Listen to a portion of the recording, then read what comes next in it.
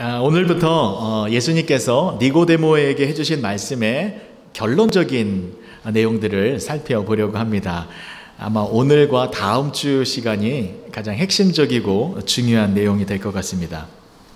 제가 지난 2월 마지막 주부터 시작을 해서 예수님과 니고데모와의 대화 내용을 살펴보고 있는데 간략하게 지금까지 했던 내용을 정리를 먼저 해보도록 하겠습니다. 제가 제일 첫 번째 시간에 이 말씀을 나눌 때에 어떤 예화로 시작을 했는지 기억을 하고 계시는지요? 산 이야기 했었습니다. 산.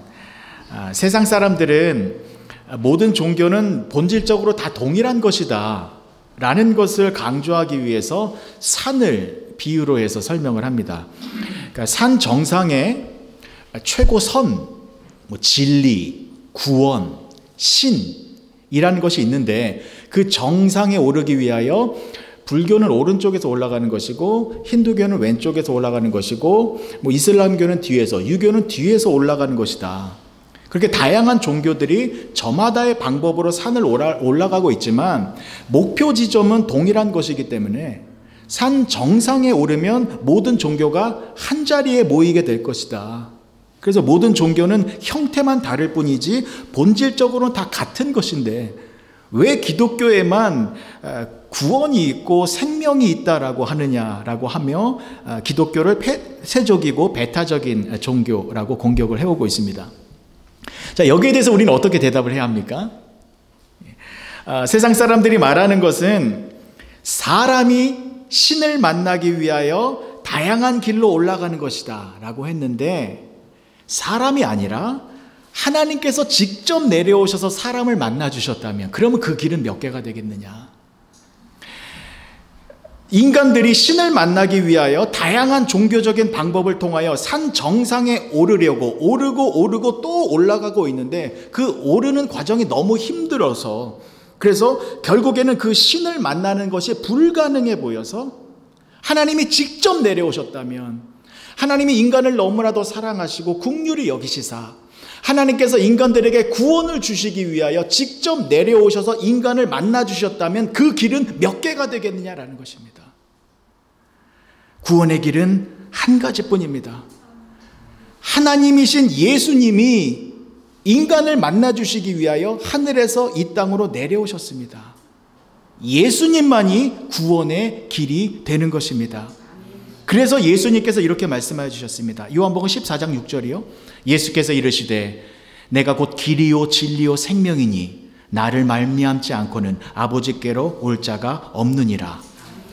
예수님만이 하나님을 만날 수 있는 유일한 길인 것입니다. 그래서 그 예수님을 믿는 기독교가 유일한 구원의 길이고 영원한 생명을 얻을 수 있는 유일한 방법이 되는 것입니다. 그래서 기독교의 출발점은 하늘입니다. 땅에서 시작하여서 하늘로 올라가는 것이 아니라 하늘에서 시작되어 땅으로 연결되어진 것입니다. 자, 니고데모가 예수님을 찾아왔습니다.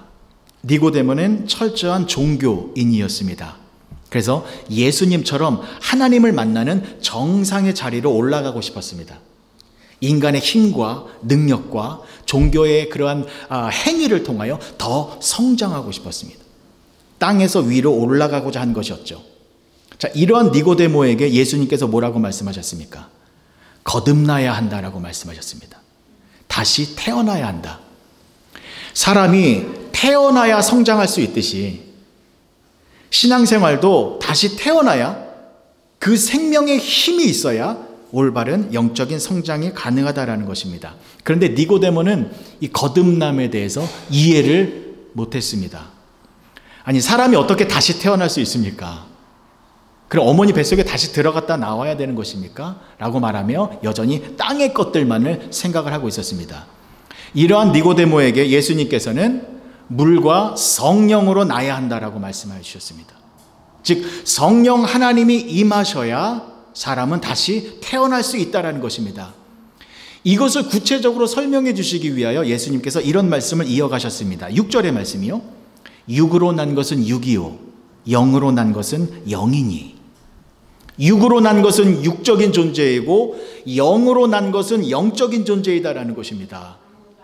이 땅의 모든 사람들은요, 육신의 생명을 가지고 태어난 육적인 존재들입니다. 육적인 존재는 결국에는 사망과 죽음과 멸망으로 끝이 나요. 왜요?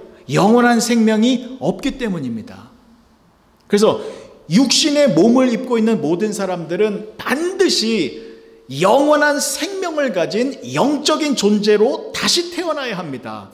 영적인 존재가 되기 위해서는 하나님의 영이 임해야만 합니다. 영으로 난 것은 영이니 하늘에서 내려오는 성령님이 임해야만 영적인 존재로 다시 태어날 수 있다는 것입니다. 여러분, 이 거듭남이라는 원어적인 의미 이젠 알고 계시지요? 헬라어로는 아노덴, 뜻이 뭐라고요? 다시라는 뜻도 있지만 더 중요한 뜻은 위에서부터. 그래서 거듭남의 원어적인 뜻은 위에서부터 내려오는 것이다 라는 뜻이 강력한 의미입니다. 제가 이것을 계속해서 강조하고 있죠. 위에서부터, 하늘에서부터. 왜냐하면 예수님께서도 이것을 강조하고 계시기 때문입니다. 예수님께서 니고데모와 말씀을 나누실 때요, 특별한 모습을 보이셨어요. 그게 뭐냐면 예수님께서 진실로 진실로 이 표현을 3번이나 말씀하셨습니다. 그러니까 한 사람과의 대화 속에서 진실로라는 표현을 이렇게 많이 사용하신 것 여기밖에 없습니다. 왜요? 너무 중요한 내용이기 때문에 니고데모가 반드시 알아들을 수 있도록 하기 위하여 예수님 정말 친절한 마음, 또 애절한 마음으로 진실로 진실로라는 표현을 사용하신 것입니다. 확인해 볼게요. 어떻게 3번인지. 요한복음 3장 3절입니다. 예수께서 대답하여 이르시되 진실로 진실로 내게 이르노니 사람이 거듭나지 아니하면 하나님의 나라를 볼 수 없느니라. 5절입니다. 예수께서 대답하시되 진실로 진실로 내게 이르노니 사람이 물과 성령으로 나지 아니하면 하나님의 나라에 들어갈 수 없느니라. 또 11절 보세요. 진실로 진실로 내게 이르노니 우리는 아는 것을 말하고 본 것을 증언하노라. 그러나 너희가 우리의 증언을 받지 아니하는도다. 예수님께서 진실로 진실로를 반복하시면서 강조하신 것이 무엇입니까? 사람은 거듭나야 한다. 진실로 진실로 말하노니 다시 태어나야 한다. 그리고 2번째, 진실로 진실로 거듭나기 위해서는 성령님이 임해야 한다. 그리고 마지막이 무엇입니까? 성령님이 오셔서 거듭남에 일어나는 이 축복은 하늘에서 내려오는 것이다. 그래서 우리는 하늘의 그 위대한 일을 증언하고 증거하는 것이다. 그래서 예수님께서 11절 말씀 다음에 12절에 이렇게 말씀을 이어가신 거예요. 내가 땅의 일을 말하여도 너희가 믿지 아니하거든 하물며 하늘의 일을 말하면 어떻게 믿겠느냐. 하늘에 놀라운 일이 있다라는 것입니다. 예수님께서는 분명히 땅의 일이 있고 하늘의 일이 있다라고 구분해 주셨잖아요.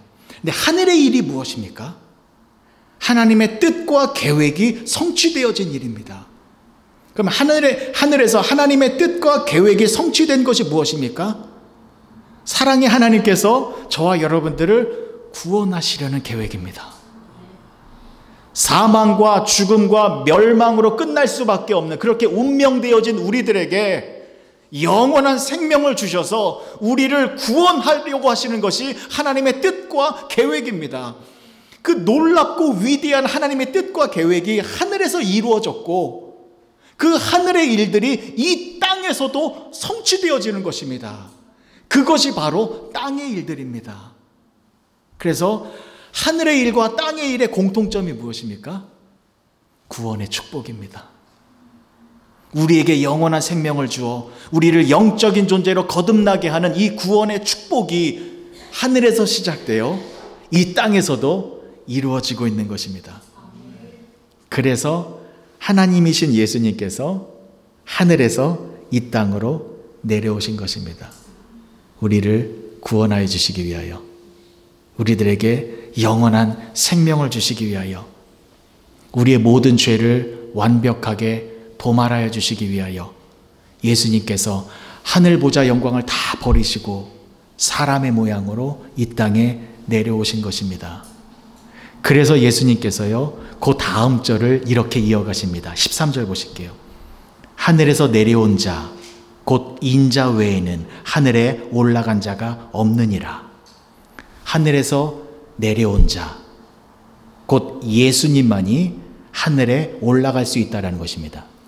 이것은 예수님만이 하늘의 일과 땅의 일을 연결시켜서 하늘에서 이루어진 우리의 구원의 계획을 이 땅에서도 이룰 수 있다는 것입니다.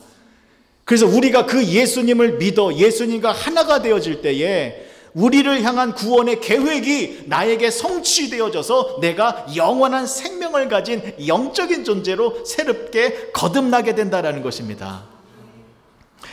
여러분, 여기까지 이해가 되시지요? 이해가 되셨죠? 자, 그렇다면요, 예수님께서 더 중요한 말씀을 이어서 해주십니다. 그게 바로 14절과 15절의 말씀이에요.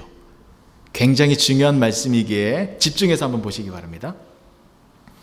모세가 광야에서 뱀을 든 것 같이 인자도 들려야 하리니 이는 그를 믿는 자마다 영생을 얻게 하려 하심이라.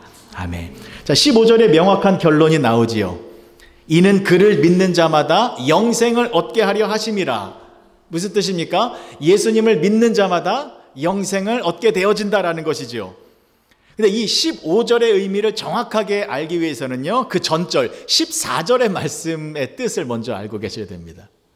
그러니까 14절의 말씀이요, 모세가 광야에서 뱀을 든 것 같이 인자도 들려야 하리니, 이 말의 뜻이 무엇인지 알고 있어야 15절의 의미가 명확해지는 것입니다. 그래서 오늘의 핵심 주제는 이것입니다. 14절의 의미가 무엇인지 지금부터 자세히 살펴보도록 하겠습니다. 제가 지금부터 여러분들에게 몇 가지 질문을 드릴게요. 마음속으로 대답해 보시기 바랍니다. 여러분들은 구원을 받으셨습니까? 아멘이라고 대답하신 분들에게 다시 한번 질문을 드립니다. 여러분들이 구원을 받으셨다면 그 구원은 어떻게 해서 받게 된 것입니까? 그럼 제가 예수님을 믿었기 때문에 구원을 받았습니다 라고 대답을 하실 거예요. 자, 그럼 또 한 가지 질문을 드리겠습니다. 다른 사람들은 왜 구원을 받지 못했습니까? 라고 하면 다른 사람들은 예수님을 믿지 않았기 때문에 구원을 받지 못했습니다 라고 대답을 하실 거예요. 맞는 말입니다. 그런데 조금 더 깊은 내용이 있기에 살펴보려고 하는 것입니다. 자, 우리가 내가 예수님을 믿어서 구원을 받았습니다 라고 하는데, 그렇다면요, 내가 어떻게 해서 예수님을 믿게 되어진 것일까요? 우리 예수님 믿잖아요? 나는 예수님 믿는데 내가 어떻게 예수님을 믿게 되었을까요? 왜냐하면 나도 세상 사람들과 동일한 육적인 존재였습니다. 죄와 허물로 죽을 수밖에 없는 육적인 모습 속에서 절대로 예수님을 믿을 수 없는 상태에 있었습니다. 육적인 상태는 거듭나지 않은 상태입니다. 그래서 마음이 굳어있는 상태. 마음이 뭐라 그랬죠? 지성과 감성과 의지라고 했습니다. 그래서 지성과 감성과 의지가 돌처럼 딱딱하게 굳어 있어서 하나님을 알지도 못하고 하나님을 느끼지도 못하고 하나님의 말씀에 순종하지도 못하는 상태에 있었습니다. 그런데 우리가 어떻게 예수님을 믿게 된 것입니까? 성령님이 오셨기 때문입니다. 하늘에서 성령님이 나에게 임재하셔서 내 마음이 새로워진 것입니다. 내 마음이 부드러워진 것입니다. 그래서 하나님을 알고 하나님을 믿고 하나님의 말씀에 순종할 수 있게 되어져서 나를 구원하시기 위하여 이 땅에 오신 예수님을 믿음으로 영접할 수 있게 되어진 것입니다. 여러분, 이것은 무엇을 말하는 것이냐면요, 성령님이 임하시면 우리가 예수님을 믿을 수밖에 없다라는 것입니다. 즉, 성령님이 우리에게 임하시면요, 성령님이 하시는 역사가 뭐냐면 내가 예수님을 믿을 수밖에 없도록 만들어주신다라는 것입니다. 여러분, 우리가 예수님을 믿게 된 것은요, 나의 힘과 나의 노력과 나의 능력 때문이 아니라 전적으로 하나님의 은혜 때문입니다. 하나님께서 우리를 구원하시기로 작정하셨고 그 구원의 뜻을 하늘에서 이루셨고 그 하늘의 뜻을 이 땅에서도 이루시기 위하여 우리들에게 성령님을 보내주셔서 예수님을 믿을 수밖에 없도록 인도하여 주신 것입니다. 이거 굉장한 축복입니다. 우리가 영원한 생명으로 다시 태어나 하나님의 자녀가 되어졌고 영원한 생명을 가진 복된 존재가 되어진 것은 오로지 하나님의 은혜 때문인 것입니다. 하나님이 시작하셨고 하나님이 계획하셨고 하나님이 끝까지 그것을 이루시는 것입니다. 저와 여러분들이 하나님을 만나기 위하여 산 꼭대기로 올라가서 하나님 만난 거 아닙니다. 하나님께서 내려오셔서 저와 여러분들을 만나주신 것입니다. 일방적인 하나님의 은혜이고 하나님의 축복인 것입니다. 그래서 우리가 집중해서 보아야 할 말씀이 14절의 말씀입니다. 14절의 말씀이 바로 하나님의 은혜를 강조하고 있는 것이기 때문입니다. 모세가 광야에서 뱀을 든 것 같이 인자도 들려야 하리니. 이 말씀은 민수기서 21장에 나와 있는 내용입니다. 자, 볼게요. 민수기서 21장 4절에서 9절까지의 말씀입니다. 앞에 한번 보시겠습니다. 백성이 호르산에서 출발하여 홍해길을 따라 에돔 땅을 우회하려 하였다가 길로 말미암아 백성의 마음이 상하니라. 백성이 하나님과 모세를 향하여 원망하되 어찌하여 우리를 애굽에서 인도해 내어 이 광야에서 죽게 하는가? 이곳에는 먹을 것도 없고 물도 없도다. 우리 마음이 이 하찮은 음식을 싫어하노라 하매 여호와께서 불뱀들을 백성 중에 보내어 백성을 물게 하심으로 이스라엘 백성 중에 죽은 자가 많은지라. 백성이 모세에게 이르러 말하되 우리가 여호와와 당신을 향하여 원망함으로 범죄하여 싸우니 여호와께 기도하여 이 뱀들을 우리에게서 떠나게 하소서. 모세가 백성을 위하여 기도하매 여호와께서 모세에게 이르시되 불뱀을 만들어 장대 위에 매달아라. 물린 자마다 그것을 보면 살리라. 모세가 놋뱀을 만들어 장대 위에 다니 뱀에게 물린 자가 놋뱀을 쳐다본 즉 모두 살더라.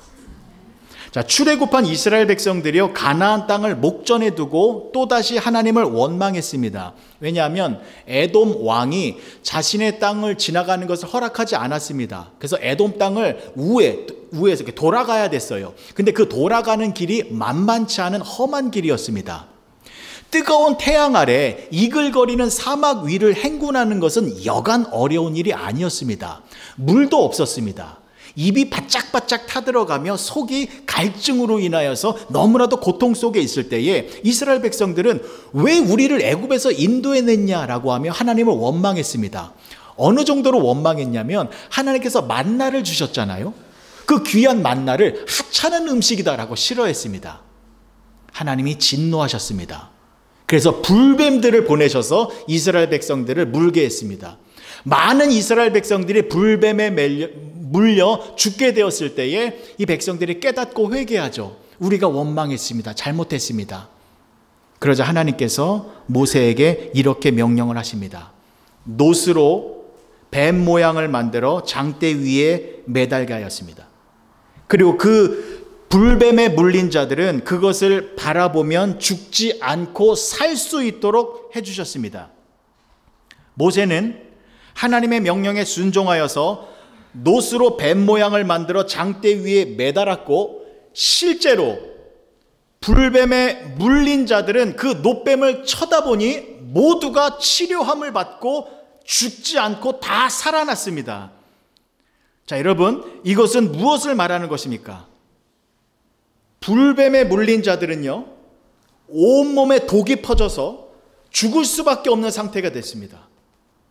그런데 이 죽어가는 사람들이 죽지 않고 살 수 있는 방법을 하나님께서 만드신 것입니다. 놋뱀을 나무 위에 매달았고 그 놋뱀을 쳐다보면 살 수 있도록 하나님이 만들어 주셨습니다. 자, 그러면 뱀에 물린 자들이 어떻게 하겠습니까? 뱀에 물렸습니다. 독이 퍼져서 죽어가고 있습니다. 놋뱀을 쳐다볼까요? 안 쳐다볼까요? 당연히 쳐다볼 수밖에 없습니다. 왜요? 살 수 있는 방법이 그것밖에 없기 때문입니다. 유일한 길이기 때문입니다.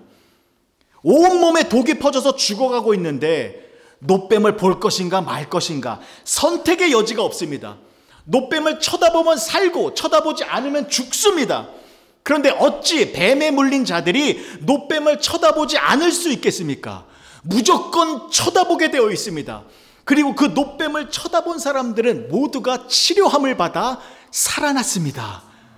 여러분, 이것은 무엇을 말하는 것입니까? 하나님께서 장대 위에 놋뱀을 만드신 이유는 그것을 쳐다볼 수밖에 없도록 만드신 것입니다. 의심의 여지 없이 그 놋뱀을 무조건 쳐다보게 만드셔서 죽어가는 사람들을 다 살려내신 것입니다. 그래서 예수님께서 십자가 나무 위에 달리신 것입니다. 모세가 광야에서 뱀을 든 것과 같이 예수님도 십자가 나무 위에 달리신 것입니다. 하나님께서 그렇게 만드셨습니다. 왜요? 예수님을 쳐다볼 수밖에 없도록 만드신 것입니다. 예수님을 믿을 수밖에 없도록 만들어주신 것입니다. 육신으로 태어나 죄악이라는 독이 온몸에 퍼져서 죽어갈 수밖에 없는 우리들에게 십자가에 달리신 예수님을 쳐다보고 그 예수님을 믿음으로 영접할 수밖에 없도록 만드신 후에 그 예수님과 하나가 되어 영원한 생명으로 다시 살아날 수 있는 축복을 하나님께서 저와 여러분들에게 베풀어 주신 것입니다. 예수님을 앞에 두고 예수님 믿을래 안 믿을래 라고 하면 선택권을 우리들에게 주신 것 아닙니다. 예수님을 믿어야 살 수밖에 없기 때문에 반드시 예수님을 믿을 수밖에 없도록 우리들을 그렇게 만들어 주신 것입니다. 사랑하는 성도 여러분, 다시 한번 강조를 드립니다. 우리가 예수님 믿게 된 거요, 하나님의 일방적인 은혜 때문입니다. 나의 힘 때문에 믿은 것 아닙니다. 나의 능력, 나의 노력, 이거 아닙니다. 내가 예수님을 믿게 된 것 오직 하나님의 은혜 때문이다라는 것입니다. 그래서 14절 15절 말씀 다시 한번 보실게요. 모세가 광야에서 뱀을 든 것과 같이 인자도 들려야 하리니 이는 그를 믿는 자마다 영생을 얻게 하려 하심이라. 하나님께서 놋뱀을 쳐다볼 수밖에 없도록 만드신 것과 같이 예수님을 믿을 수밖에 없도록 만들어 주셔서 저와 여러분들에게 영생의 축복을 주셨다라는 말씀입니다. 하나님께서 하늘에서 우리를 구원하시기 위하여 뜻을 세우셨고 하늘에서 그 뜻을 이루셨으며 또한 그 뜻을 이루시기 위하여 이 땅에 저와 여러분들을 구원하시기 위하여 성령 하나님을 우리들에게 보내주시사 예수님을 믿을 수밖에 없도록 역사해 주셨다라는 것입니다. 하나님이 시작하셨습니다. 그리고 하나님이 이루셨습니다. 때문에 우리들의 구원은 영원한 구원입니다. 우리들에게 주어진 생명은요, 영원한 생명입니다. 우리들이 하나님의 자녀가 되어졌다라는 것, 하늘에서 시작되어진 것이기 때문에 절대로 취소되거나 소멸되지 않는 것입니다. 여러분, 저는 장로교 목사입니다. 그리고 우리 교회는 장로교 교리를 따르는 크랜셔 장로교회입니다. 저는 장로교회가 너무 좋고 장로교 목사인 것이 너무나 자랑스럽습니다. 왜냐하면 장로교의 교리 가운데 가장 중요한 특징이 바로 하나님의 전적인 은혜이기 때문입니다. 타 교단에서 강조하는 것은요, 예수님을 믿을까 말까의 선택권이 인간에게 주어졌다라는 것입니다. 그러나 장로교에서 주장하는 것은 하나님의 일방적인 은혜이다라는 것입니다. 우린 자격 없잖아요. 우리가 어떻게 예수님을 믿습니까? 하나님의 은혜 때문이다라는 것입니다. 장로교 교리를 대표하는 것이 칼빈주의 5대 교리 튤립이라고 제가 지난번에 말씀드렸죠. 기억나시죠? 간단하게 다시 한번 살펴볼게요. 장로교 교인이라면 이 튤립은 좀 알고 계셔야 됩니다. 첫 번째 T, Total Depravity 입니다. 인류의 최초 사람이었던 아담이 선악과 범죄를 저지름으로 말미암아 아담의 후손인 모든 인류의 사람들은 죄로 물들어서 타락해져 버렸습니다. 전적인 타락입니다. 예수님을 믿을 수 없는 완전한 타락 가운데 처해진 상태입니다. 그래서 예수님을 믿을 수 없는 상태이죠. 자, 그런데 unconditional election입니다. 그렇게 죄악으로 가득한 상태였지만 하나님께서는 그러한 조건을 보시지 아니하시고 저와 여러분들을 선택하여 주셨습니다. 그리고 L입니다. Limited Atonement입니다. 하나님께서 택하신 사람들에게 예수님이 십자가에서 죄사함의 은혜를 부어주셔서 택하신 사람들의 모든 죄를 완벽하게 속죄해 주셨다라는 것입니다. Irresistible grace, 불가항력적인 은혜입니다. 하나님께서 불가항력적인 은혜를 내려주신다라는 것입니다. 이 은혜는 우리가 거부할 수 없습니다. 벗어날 수도 없습니다. 우리가 반대할 수도 없습니다. 하나님께서 일방적으로 은혜를 내려주셔서 저와 여러분들을 구원시켜 주시고 하나님의 자녀로 만들어 주신다라는 것입니다. 그리고 마지막입니다. Perseverance of the saint, 성도의 견인입니다. 우리를 구원하여 주셨고 또 마지막까지 우리가 믿음으로 승리할 수 있도록 끝까지 견디고 인내할 수 있도록 하나님이 저와 여러분들과 영원토록 함께하여 주신다라는 것입니다. 얼마나 놀랍고 감사한 교리입니까? 사랑하는 성도 여러분, 우리들은요, 나의 구원에 대하여 자랑할 것이 없는 사람들입니다. 나의 힘과 노력으로 우리가 구원받은 것이 아니라 오직 하나님의 은혜로 우리가 구원을 받았기 때문입니다. 그래서 저와 여러분들은요, 절대로 좌절할 수 없는 사람들입니다. 왜요? 하나님께서 시작하셨기 때문에 하나님께서 반드시 그 일을 이루고야 말 것이기 때문입니다. 하나님이 먼저 우리를 사랑하여 주셨고 죄인인 나를 선택하여 주셨고 하나님이 나를 찾아오셔서 나를 감동시키시사 하나님의 자녀로 만들어 주셨습니다. 그러나 우리의 삶의 모습을 보면 얼마나 부끄러운 게 많습니까? 하나님의 뜻대로 살지 못하고 하나님의 자녀된 모습으로 살지 못할 때가 많이 있습니다. 죄를 좀 멀리하고 싶은데 늘 죄를 짓고 있는 우리들의 모습을 보게 됩니다. 그래서 나의 모습을 보면 내가 더러운 진흙탕 속에 빠져 있는 것만 같습니다.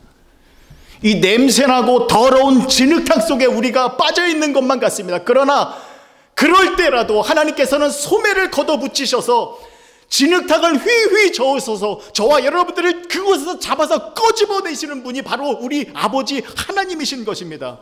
하나님은 끝까지 우리들을 포기하지 아니하십니다. 끝까지 우리와 함께하여 주시고 하나님은 너무나도 저와 여러분들을 사랑하여 주신다라는 것입니다. 다음 주에 살펴보겠습니다만 하나님이 세상을 이처럼 사랑하사 독생자를 주셨으니 이는 그를 믿는 자마다 멸망치 않고 영생을 얻게 하려 하심이라. 하나님이 저와 여러분들을 너무 사랑하셔서 독생자 아들을 이 땅에 보내셨습니다. 그리고 그 아들을 죽이셨습니다. 왜요? 저와 여러분들을 살리기 위하여, 저와 여러분들을 하나님의 자녀로 만들어 주시기 위하여 예수님을 십자가에서 죽이셨습니다. 그 아들을 죽이신 하나님께서 저와 여러분들에게 무엇을 못 주시겠습니까? 여러분들에게 필요한 모든 것들을 하나님께서 풍성하게 내려주신다는 것을 잊지 마시기 바랍니다. 우리가 이 땅을 살아가는 동안 수많은 어려움 속에서 눈물 흘릴 수 있습니다. 몸과 마음이 상해서 지쳐서 넘어질 때도 있습니다. 그럴 때마다 꼭 기억하셨으면 좋겠습니다. 하늘에서 내려오는 축복들이 나의 삶을 둘러싸고 있습니다. 우리의 인생은 승리가 보장된 인생이고 영원한 생명으로 거듭난 영적인 존재들이기 때문에 잠시 살다가는 이 땅에서 괴로워하거나 슬퍼하거나 절망할 필요가 없는 하나님의 나라에 들어갈 수 있는 영원한 천국 백성이다라는 것을 잊지 마시기 바랍니다. 하나님의 나팔소리, 천지진동할 때에 예수님께서 영광 중에 구름 타고 이 땅에 내려오실 때에 하나님께서 저와 여러분들의 이름을 불러주실 것입니다. 그때 우리는 저 천국에서 하나님과 함께 영생의 복락을 누리게 될 것입니다. 조금만 더 기도하시기 바랍니다. 조금만 더 찬양하시고요. 조금만 더 하나님의 말씀을 보시면서 말씀을 통하여 하나님이 나를 얼마나 사랑하시는가를 깨달으시기 바랍니다. 우리의 구원은 하늘에서 시작되었습니다. 그 구원 속에서 우리는 벗어날 수가 없습니다. 이번 한 주간 그렇게 하늘을 바라보시며 땅의 세상에서 살아갈 때 하루하루 승리의 삶을 살아가시는 복된 성도님들이 되어주시길 주님의 이름으로 간절히 축복합니다. 기도하시겠습니다. 우리가 하나님을 알지도 못하고 찾지도 못하였을 때 하나님이 우리를 구원하여 주셨습니다. 예수님을 믿을 수밖에 없도록 우리들에게 성령님을 주시고 우리를 새롭게 변화시켜 주셨습니다. 벗어날 수 없는 그 사랑 속에서 우리가 다시금 새로운 힘과 용기를 얻어 싸우니 믿음의 능력으로 현실의 모든 상황을 승리하며 살아가는 우리 모두가 되게 하여 주시옵소서. 예수님의 이름으로 기도합니다. 아멘.